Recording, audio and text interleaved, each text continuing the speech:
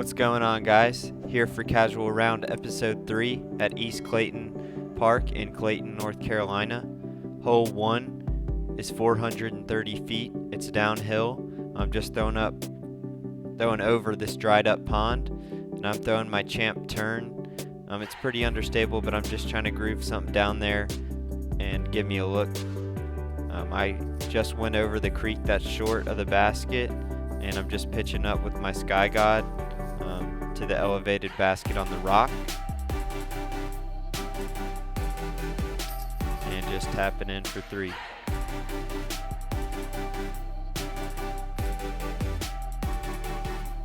Hole 2 is 303 feet.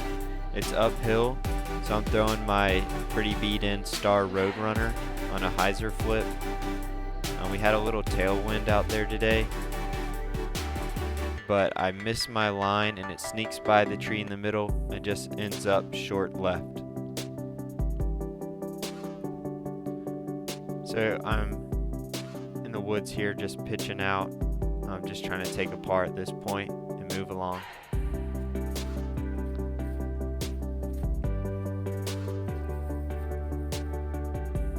That's a pretty poor attempt to film and putt at the same time. Hole 3, it's 280 feet. I was thinking about throwing the fairway, but ended up going with the Wombat 3. These first initial trees on the left kind of forced me to not be able to swing it out as wide as I want, so I have to throw more of a hyzer flip, and I didn't put enough angle on this very understable Wombat 3, and it just keeps gliding right and ends up short right about 40-45 feet away.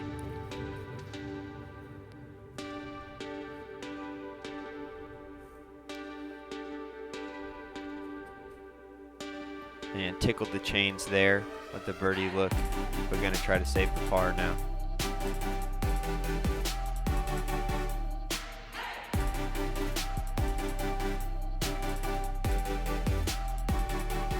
And that's in for 3. So moving on to hole 4, I got smart and took a picture of the T sign. So it's 232 feet uphill and to the right. I'm going to reach for my Wombat 3 here again and just turn it over too much. I think that since the gap is so tight, next time I'll throw a putter, and just a little lefty forehand approach leaves me just inside circle 1 for the look at par.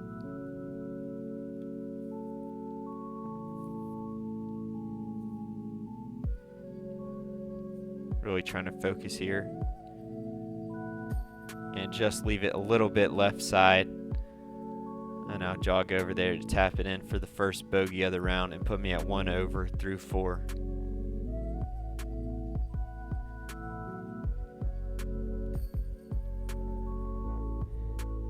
So hole 5, it's uphill par 3, 351 feet.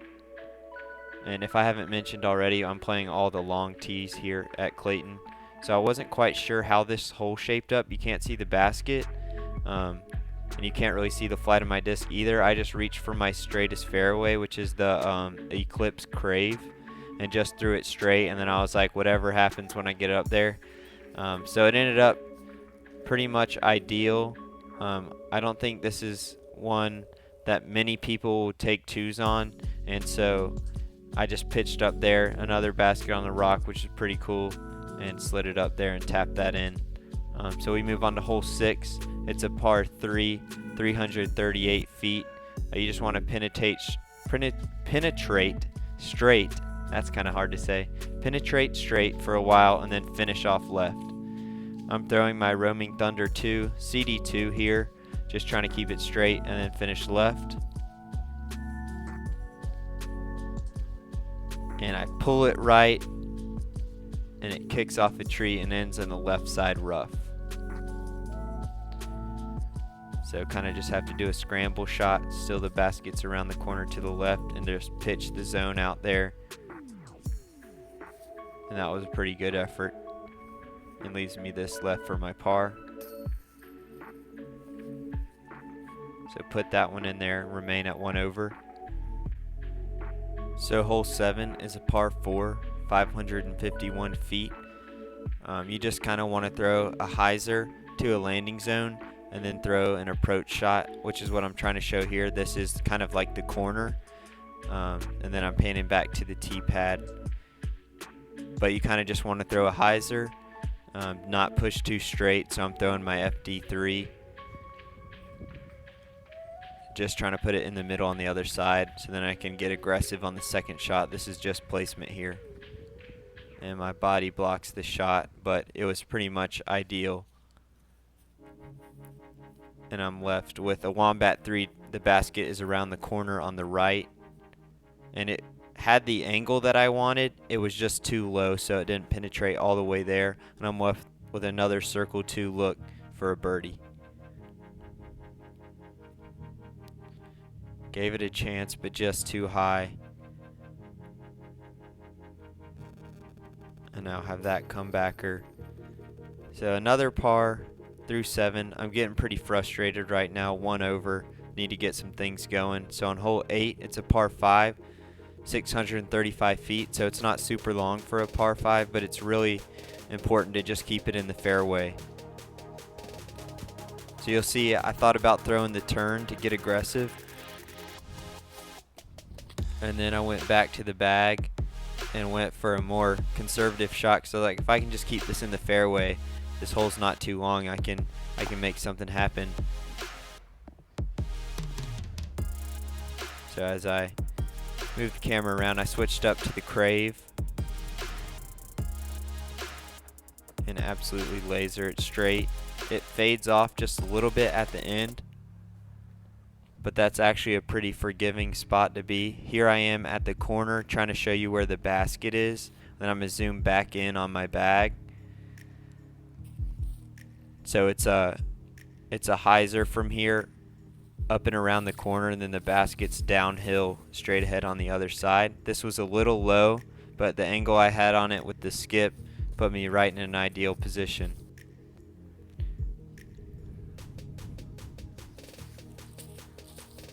And again, I had the P2 out here originally and was thinking about going for it with a jump putt, but I wised up once again. Eventually, and got the sensei out and just kind of floats it down there. A pretty good shot. And I'll have that left for my first birdie.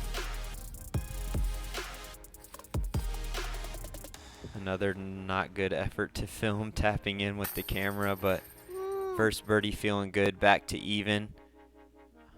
Hole 9, 241 feet. It's gonna fade to the right here. I'm trying to zoom in on the top of the basket there. It's a tough decision because there's that tree, for me, there's that tree right in the middle, so I can either take it to the left side of that tree with the anhyzer or throw something dead straight to the right side of the tree. So I went left side here and just didn't get enough turn on it, and it just went straight into the woods on the left.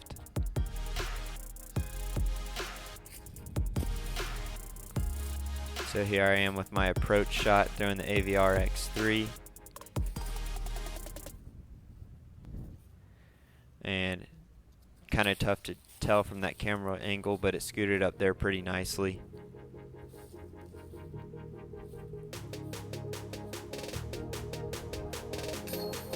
And that's it. So even on the front 9. Nothing great, kind of boring golf, but hey, that's how it goes in the casual rounds. Thanks for checking out the front 9. Time to pick it up on the back. Let's do it.